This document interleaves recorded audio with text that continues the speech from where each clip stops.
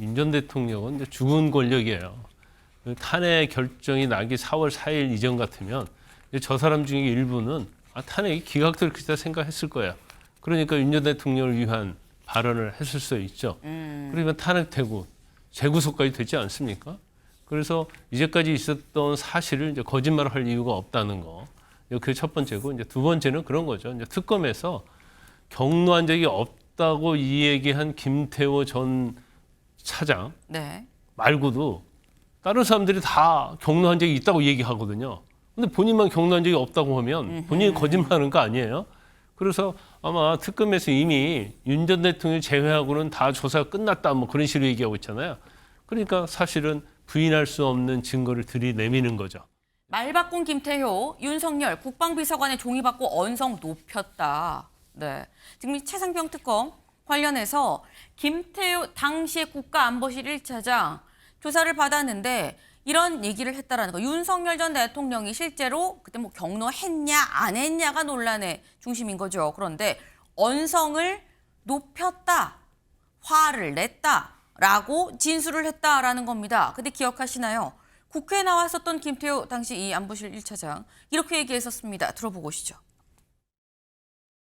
정확히 무슨 주제인지는 기억은 안 나지만 여름 휴가 직전 당시로 기억을 하고 저희 앞에서 화를 내신 적은 없습니다. 예, 화를 한 번도 내신 적이 없다고. 몇 년 동안에 몇 번 봤습니다. 그 회의에서는 화를 안 내셨습니다. 하나만 묻겠습니다. 경로는 정말 없었습니다.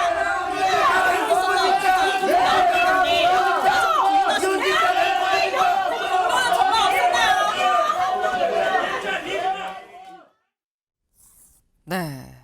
사실 앞서서 지금 저희가 지금 직접 들어봤죠. 화낸 적 없었어요. 저희가 볼 때 없었습니다. 그리고 딴 때 화를 내면 냈지 그때는 안 냈어요. 라고 지금 얘기를 했는데 근데 진술이 바뀌었다라는 거죠. 보겠습니다.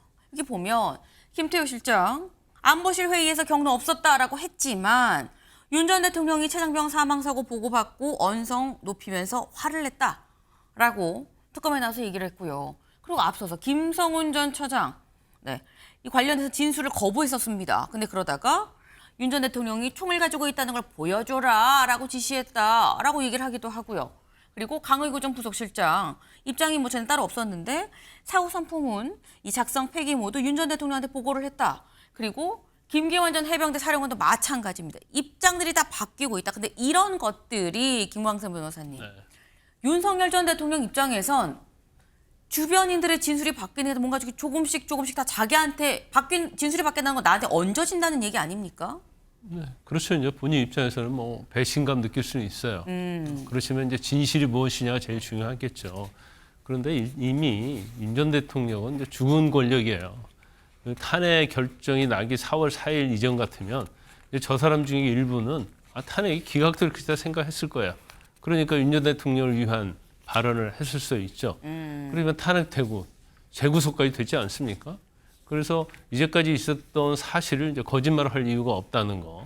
그게 첫 번째고, 이제 두 번째는 그런 거죠. 이제 특검에서 경로한 적이 없다고 이 얘기한 김태호 전 차장 네. 말고도 다른 사람들이 다 경로한 적이 있다고 얘기하거든요.